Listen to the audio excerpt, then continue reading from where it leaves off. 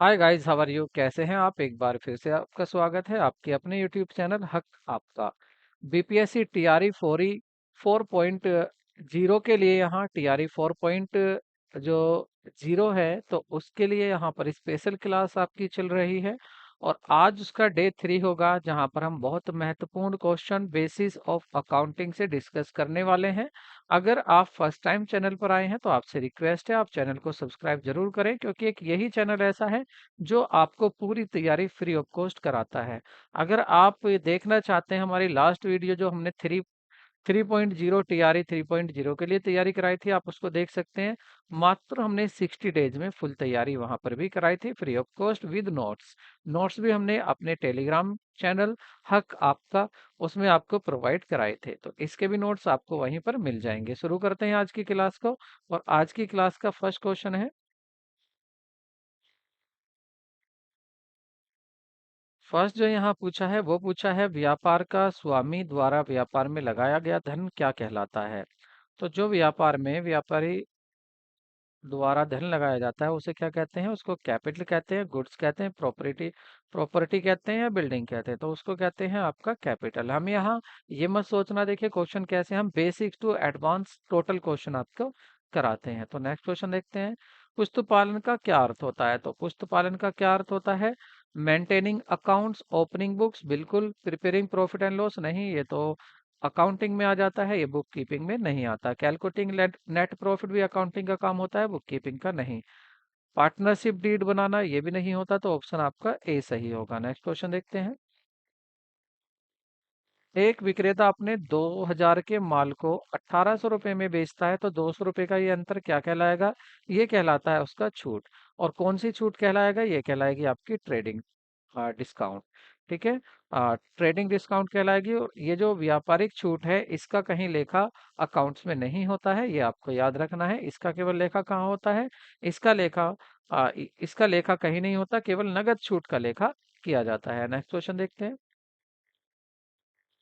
निम्नलिखित में से किसका उद्देश्य जिम्मा लेना है? तो जिम्मा लेना किसका होता है? ओनरशिप का। बिजनेस का ओनर जो होता है वो उसका जिम्मा होता है। जो भी लाइबिलिटी होती है सब उसी के ऊपर होती हैं, वही जिम्मा लेता है सबका। नेक्स्ट क्वेश्चन देखते हैं। What is the main function of accounting? Accounting का मेन फंक्शन क्या है? तो अकाउंटिंग की बात हो रही है तो इसका रिकॉर्डिंग करना इकोनॉमिक डेटा को। जितने भी आर्थिक संबंध होते हैं उनका अभिलेख किया जाता है, जितने भी ट्रांजैक्शन होते हैं उनकी रिकॉर्डिंग की जाती है अकाउंटिंग में। यही इसका मेन फंक्शन होता है। वैसे तो उसके सहायक फंक्शन भी होते हैं, लेकिन मेन फंक्शन आपका यही होता है। नेक्स्ट क्वेश्चन देखते हैं। निम्नलिखित में से कौन सा लेखांकन समीकरण करेक्ट है? सही कौन सा लेखांकन समीकरण है आपको वो बताना है। देखिए कैपिटल जो होती है आपकी एक अकाउंटिंग इक्वेशन होती है, asset is equal to capital plus liability. की आपको करेक्ट दिख रहा है? एक बार चेक कर लेते हैं, कभी आपको करेक्ट नहीं दिख रहा हो। देखिए आपको नहीं दिख रहा है तो मैं थोड़ी देर के लिए अपने आप को यहाँ पर हाइड कर लेता हूँ। ठीक है, मैं अपने आप को थोड़ा सा यहाँ पर हाइड कर लेता हूँ। ये रहा, अब आपको करेक्ट दिखाई देगा। तो यहाँ पर होता है ये, तो आप देखेंगे इससे कि आपकी कैपिटल, अगर कैपिटल क्या हो जाएगी, एसेट प्लस में नहीं आनी, कैपिटल एसेट यहाँ पर क्या होगा, यहाँ माइनस होगा। तो capital is equal to asset minus liability होगा। बिल्कुल बी ऑप्शन आपके यहाँ सही आ रहा है। देखिए यहाँ पर हिंदी में देखेंगे आप, पूंजी बराबर क्या है? संपत्ति माइनस दायित्व। मतलब आपकी कैपिटल तो यहीं रही है, लाइबिलिटी उधर जाकर कम हो गई एसेट से, तो ऑप्शन आपका बी सही होगा। नेक्स्ट क्वेश्चन देखते हैं। पूंजीगत खाता है, capital account is a account. Capital account कौन सा अकाउंट होता है? देखिए आप बिजनेस के अकाउंट्स बनाते हैं, तो from the point of business से देखिए आप, अगर आप इसको बिजनेस की तरफ से देखेंगे तो ये क्या होगा आपका? देखिए जितनी भी कैपिटल आपने बिजनेस में लगाई है उस कैपिटल को आपको बिजनेस उसको वापस जरूर करेगा। तो बिजनेस जिस कैपिटल को वापस करेगा, तो इसका मतलब जो भी पैसा बिजनेस को वापस देना है वो क्या होगा? वो तो उसके लिए लाइबिलिटी हो जाएगी। ठीक है। और ये किसकी लाइबिलिटी है? ओनर की लाइबिलिटी है। ओनर ने जो पैसा दिया है ओनर को वापस देना है। तो याद रखना जो पूंजी अकाउंट है ये किसको रिप्रेजेंट करता है? ये ओनर को रिप्रेजेंट करता है। और ओनर कौन होगा? कोई पर्सन होगा। और पर्सन किस में आते हैं? पर्सनल अकाउंट में आते हैं। तो ड्राइंग हो या पूंजी हो, दोनों ही किसको रिप्रेजेंट करते हैं? ओनर के अकाउंट को। और ये ओनर का ही अकाउंट होगा। ठीक है, मतलब व्यक्तिगत खाता होगा, पर्सनल अकाउंट होगा। नेक्स्ट क्वेश्चन देखते हैं। Which of the following is the correct accounting equation? Correct accounting equation कौन सी है? एसेट बराबर ओनर्स इक्विटी होती है, या एसेट बराबर equity liability plus owners equity होती है? ऑप्शन आपके यही सही होगा। देखिए, लाइबिलिटी तो बाहर वालों की लाइबिलिटी, और ओनर लाइबिलिटी जो बिजनेस में पैसा लगाया है, दोनों को मिलाकर तब एसेट बनती है। कहने का मतलब है कि एसेट कैपिटल प्लस लाइबिलिटी होती है। नेक्स्ट क्वेश्चन देखते हैं। The head office of the institute of cost and workers accountant in India located, तो कहाँ पर लोकेटेड है? तो ये है आपका डी, कोलकाता में। नेक्स्ट क्वेश्चन देखते हैं। आधुनिक लेखांकन का प्रणाली का जनक किसको कहा जाता है? Father of modern accounting system किसको कहा जाता है? तो वो कहा जाता है आपका लुकास पैसिओली को। ऑप्शन आपका ए सही होगा। नेक्स्ट क्वेश्चन देखते हैं। निम्नलिखित में से कौन सा एक कार्य लेखांकन का नहीं है? प्रॉफिट को बढ़ाना, meeting statutory requirement, protesting asset of the business, या ऑर्गेनाइजेशन रिकॉर्ड को मेंटेन करना। तो सही ऑप्शन क्या होगा? ए। यहाँ पर क्या है, देखिए, ये केवल रिकॉर्ड अकाउंटिंग में क्या होता है, रिकॉर्डिंग भी होती है, स्टेचुरी कानून की तरफ से जो भी जरूरत है उनको भी पूरा किया होता है, लेकिन जो प्रॉफिट है वही प्रॉफिट रहेगा, उसको बढ़ाएगा नहीं है। प्रॉफिट में उसको बढ़ाकर चढ़ाकर नहीं दिखाया जाता। तो ऑप्शन आपका ए सही होगा। नेक्स्ट क्वेश्चन देखते हैं। देखिए, यहाँ पर आपको असर्शन दी हुई है, कह रहे हैं accounting is a language of business, बात सही है। दूसरा कह रहे हैं accounting provide all the information needed by the businessman, accounting वो सभी इंफॉर्मेशन देती है जो भी बिजनेसमैन को चाहिए, इसलिए क्या क्या कहते हैं इसको? लैंग्वेज कहते हैं। तो इसका मतलब दोनों ही सही है, और करेक्ट एक्सप्लेनेशन भी है। यहाँ पर आंसर क्या हो जाएगा आपका? करेक्ट आंसर होगा आपका ए। ए करेक्ट आंसर होगा। Both both A and R दोनों सही हैं, और साथ में आर जो है करेक्ट एक्सप्लेनेशन भी एक ही है। नेक्स्ट क्वेश्चन देखते हैं। कह रहे हैं एक व्यापार में 1 जनवरी को शुद्ध संपत्ति कितनी थी? 6,000। 31 जनवरी को कितनी थी? 7,500। मालिक द्वारा आहरण 1,000 घर पर मालिक भी ले गया, तो पूछ रहे हैं बताइए शुद्ध आय कितनी थी? तो पहली बात तो उस पैसे को वापस मंगा लो जो वो घर पर लेके गया है, ठीक है। तो 1 जनवरी को मतलब opening capital, opening opening assets, 1 जनवरी को शुद्ध संपत्ति कितनी थी? 6,000 थी, ठीक है। और उसके बाद 31 जनवरी को कितनी हो गई? 7,500 हो गई है, ठीक है। एसेट बराबर लाइबिलिटी होती है ना, तो 1,000 वो घर भी लेके गया, उसको वापस ले आओ। इसका मतलब अगर उसको वापस ले आए तो 8,500 रुपये हो गए। तो बिजनेस में आज तो है 8,500 रुपये, और जब पैसा लगाया था जब कितने थे? 6,000 रुपये थे। इसका मतलब बिजनेस में कितना कमा के दे दिया बिजनेस ने? 1,500 रुपये कमा कर दे दिया। तो 1,500 आपको ऑप्शन 1,500 2,500, सॉरी 2,500 आ जाएगा 8,000 में से 6,500, तो 2,500 आपका करेक्ट आंसर होगा। नेक्स्ट क्वेश्चन देखते हैं। निम्नलिखित में कौन सा चालू दायित्व में संहित नहीं होता? इनमें से बताना चालू दायित्व। Bills payable, contingent liability, trade credit, intangible outstanding debenture. तो देखिए, यहाँ पर कॉन्टीजेंट लाइबिलिटी नहीं होगी। कॉन्टीजेंट लाइबिलिटी ऐसी लाइबिलिटी होती है, कॉन्टीजेंट लाइबिलिटी ऐसी लाइबिलिटी होती है जो इसका होना या ना होना किसी फ्यूचर में घटना होने पर डिपेंड करता है। ये पक्का नहीं होता कि ये होगी भी या नहीं होगी। नेक्स्ट क्वेश्चन देखते हैं। प्रीपेड इंश्योरेंस अकाउंट कौन सा अकाउंट होगा? एक्सपेंसेस होगा, रेवेन्यू होगा, एसेट होगा, लाइबिलिटी होगा? तो प्रीपेड क्या होगा? आपकी एसेट होगा, क्योंकि आपने एडवांस में देना तो था आपको 12,000 इस साल का इंश्योरेंस, लेकिन आपने और 15,000 दे दिया है इसको, मतलब 3,000 फालतू ये एडवांस दे दिया है आपने। तो आपकी ये क्या बन जाएगी? एसेट, मतलब आपके बिजनेस की ये एसेट संपत्ति बन जाएगी, जो आपने किसी को एडवांस में दे दिया है। पूछ रहे which of the following is personal account? इनमें से पर्सनल अकाउंट कौन सा है? Prepaid salary account, drawing account, outstanding account, तो ये सभी जो होंगे ये आपके पर्सनल अकाउंट होंगे। देखिए, ड्राइंग मैंने कहा था, ड्राइंग हो या कैपिटल हो, ये दोनों किसके अकाउंट होते हैं? ओनर के। ओनर क्या होता है? पर्सन होता है, तो ये पर्सनल अकाउंट हो गए। सैलरी प्रीपेड हो या आउटस्टैंडिंग हो, ये भी पर्सनल में आ जाती है, क्योंकि ये आ जाते हैं रिप्रेजेंटेटिव पर्सनल अकाउंट में। रिप्रेजेंटेटिव पर्सनल अकाउंट क्या होता है? Outstanding, prepaid, accrued, अनएक्रूड।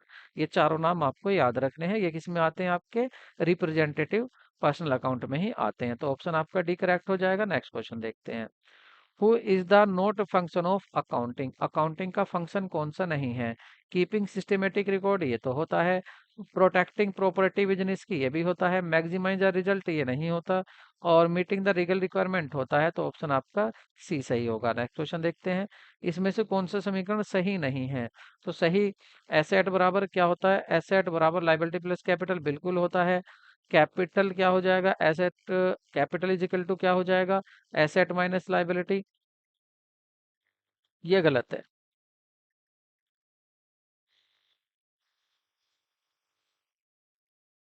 नहीं, ये भी सही है।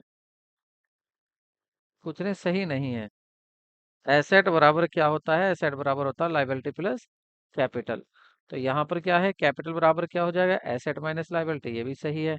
लाइबिलिटी बराबर क्या हो जाएगा, लाइबिलिटी बराबर हो जाएगा आपके एसेट माइनस कैपिटल, ये भी सही है। उसके बाद यहाँ कह रहा लाइबिलिटी बराबर क्या हो सकता है, एसेट प्लस कैपिटल, ये नहीं हो सकता। ऑप्शन आपका डी सही होगा। ऑप्शन क्या सही है यहाँ, डी ऑप्शन आपका करेक्ट होगा। ठीक है, नेक्स्ट क्वेश्चन देखते हैं। Which of the following is not the function of accounting, accounting का फंक्शन कौन सा नहीं है। तो कह रहे हैं ये अभी बात हुई थी, कौन सा नहीं है, सी नहीं है। नेक्स्ट क्वेश्चन देखते हैं। स्वामी द्वारा अपने निजी उपयोग के लिए व्यवसाय से माल निकालने पर क्रेडिट किया जाएगा। क्रेडिट कहाँ पर करेंगे, क्या एंट्री बनाते हैं, अगर आहरण होता है, ड्राइंग होती है, तो ड्राइंग अकाउंट डेबिट होता है, और टू परचेज अकाउंट को हम हमेशा क्रेडिट में लिखते हैं। तो कौन सा अकाउंट करोगे आप, क्रेडिट परचेज अकाउंट करोगे, बी ऑप्शन आपका करेक्ट होगा। नेक्स्ट क्वेश्चन देखते हैं। और यहाँ पर कह रहा है कि भारतीय लेखांकन मानक परिषद एएसबीआई द्वारा निर्गत प्रथम लेखांकन संबंधित है। तो प्रथम लेखांकन किससे संबंधित है, वो संबंधित है क्या वैल्यूएशन ऑफ इन्वेंट्री से, डेप्रिसिएशन ऑफ अकाउंटिंग से, या डिस्क्लोजर ऑफ अकाउंटिंग पॉलिसीज से, तो या रेवेन्यू रिकॉग्निशन से। तो ये है आपका डिस्क्लोजर ऑफ अकाउंटिंग पॉलिसीज। आप कौन सी अकाउंटिंग पॉलिसीज शो यूज कर रहे हैं, कौन सी नहीं कर रहे हैं, ये आपको शो करनी होती है। आपका अकाउंटिंग स्टैंडर्ड फर्स्ट कहता है। नेक्स्ट क्वेश्चन देखते हैं। Charter accountant was an act in the year, कौन से ईयर में पारित हुआ था चार्टर अकाउंटेंट अधिनियम। तो ये हुआ था आपका 1951 में, 55 में, 59 में, 49 में। तो ऑप्शन आपका करेक्ट होगा 1949 में। नेक्स्ट क्वेश्चन देखते हैं। अंतर्राष्ट्रीय लेखांकन मानक समिति मानक संख्या 2 का विषय क्या है। तो 2 में क्या है, valuation of presentation of inventory, या डेप्रिसिएशन में तो 26 आता है, इंफॉर्मेशन डिस्क्लोजर, ये information disclosure none of this. देखिए सही ऑप्शन होगा आपका ए जो आपका अकाउंटिंग स्टैंडर्ड 2 है वो कहता है कि आप कैसे इन्वेंट्री का वैल्यूएशन करना है, वो आपको डिस्क्लोज करना है कि आप अपने स्टॉक का मूल्यांकन कैसे करते हैं। नेक्स्ट क्वेश्चन देखते हैं। आधुनिक लेखांकन जाना जाता है, आधुनिक लेखांकन को किस रूप में जाना जाता है। अच्छा, आपको यहाँ मुझसे दिख नहीं रहा होगा, ये तो आपने मुझे बताया ही नहीं।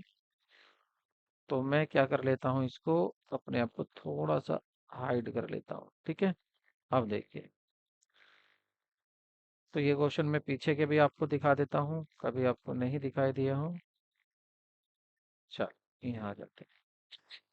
तो आधुनिक युग में लेखांकन को कैसे जाना जाता है, इसको जाना जाता है art of recording, classify, summarizing business transactions in the in unit. ठीक है, या business of language of business कहा जाता है अकाउंटिंग को, ये भी कहा जाता है। Source of business information sources भी होता है। लेकिन आधुनिक युग में किसको जाना जाता है, तो आधुनिक युग में एक प्रोसेस के नाम से जाना जाता है। जो प्रोसेस क्या है, आर्ट, किसकी आर्ट है, रिकॉर्डिंग की, क्लासिफाइंग की, इसकी आर्ट के नाम से जाना जाता है। नेक्स्ट क्वेश्चन देखते हैं। User group of accounting information, accounting information को कौन कौन यूज करता है, उस यूजर का नाम बताना है। तो देखिए ओनर एंड बिजनेस बिल्कुल करता है, मैनेजमेंट भी करता है, पोटेंशियल इन्वेस्टर इन्वेस्टर भी होते हैं, वो भी यूज करते हैं, इसका मतलब सभी, all of these. Next question देखते हैं। एसर्शन रीजन है यहाँ पर, वो आपसे कह रहा है आपको करेक्ट चूज करना है। क्वेश्चन आगे होगा, ये तो बताया है किस तरह से आंसर देना है। तो यहाँ पर कह रहा है कि कैश बेसिस ऑफ अकाउंटिंग जो होती है, कैश बेसिस ऑफ अकाउंटिंग में एंट्री जो है वो पास की जाती है कैश रिसीव्ड और पेड। अगर पैसा आया है या गया है तभी आपको एंट्री लिखनी है, अन्यथा आपको एंट्री नहीं लिखनी है। कैश बेसिस में बिल्कुल सही कह रहे हैं। Under accrual basis, accrual basis में क्या होता है, देखिए यहाँ पर कह रहे हैं कि अकाउंटिंग ट्रांजैक्शन एंटर्ड हुआ हो, चाहे कैश आया हो या ना आया हो, तो भी एंट्री कर देते हैं। इसका मतलब दोनों बातें सही हैं। तो ऑप्शन क्या हो जाएगा यहाँ पर, दोनों ही सही है। करेक्ट एक्सप्लेनेशन नहीं है, नहीं। ऑप्शन आपका क्या सही होगा, बी सही होगा। दोनों सही है और करेक्ट एक्सप्लेनेशन भी है। नेक्स्ट क्वेश्चन देखते हैं। यहाँ पर आपसे पूछा है कि cash basis accounting is not compatible with the matching principal. बिल्कुल सही बात है, मैचिंग प्रिंसिपल को यूज नहीं करती है। मैचिंग प्रिंसिपल क्या होता है? ये होता है कि cost incurred on the revenue should be match. जिस साल का आप प्रॉफिट निकालने उससे रिलेटेड एक्सपेंसेस और इनकम दोनों मैच करनी है। तो दोनों बातें सही कह रहे हैं, तो ऑप्शन आपका क्या हो जाएगा यहाँ पर भी, और करेक्ट ऑप्शन भी है। करेक्ट जो है यहाँ पर एक्सप्लेनेशन भी आपकी करेक्ट दी हुई है, तो ऑप्शन क्या हो जाएगा यहाँ पर भी, इसका भी ऑप्शन बी ही होगा। तो लिख देते हैं यहाँ पर भी आंसर बी होगा। नेक्स्ट क्वेश्चन देखते हैं। संगीत आत्मक गत्यात्मक अवस्था में शिशु अपने वातावरण का अन्वेषण करता है। तो ये पेडागोजी का वैसे आंसर है, ये आपका यही बस आपका यहाँ पर वीडियो कंप्लीट हो जाती है। ठीक है, यहाँ पर आपको वीडियो कैसी लगी बहुत जल्दी देखिए, आपका ध्यान रखते हुए देखिए, बात सुनिए। पहली बात, आप ये ना सोचिए इतनी जल्दी क्वेश्चन करा दिए। वजह है इसकी, आज न्यूमेरिकल पोर्शन नहीं था इतना। अगर न्यूमेरिकल पोर्शन होता, लंबा सा समझाने का होता, तो आपको समझाया भी जाता। आप थ्योरेटिकल थे, थ्योरेटिकल में क्वेश्चन पढ़ना है और आंसर देना है, तो आपका टाइम खराब क्यों करें? आपका टाइम भी तो बचाना है ना, टाइम भी बचाना है और आपकी तैयारी भी करानी है। तो वीडियो कैसी लगी कमेंट करके जरूर बताएं। वीडियो कैसी लगी और जो भी प्रॉब्लम हो आपको, आप कमेंट में बता सकते हैं। हमारे चैनल को सब्सक्राइब जरूर करें, और हक आपके नाम से टेलीग्राम भी है, उसको नोट्स के लिए उसको भी ज्वाइन कर लें। मिलते हैं नेक्स्ट वीडियो में। Take care, bye bye.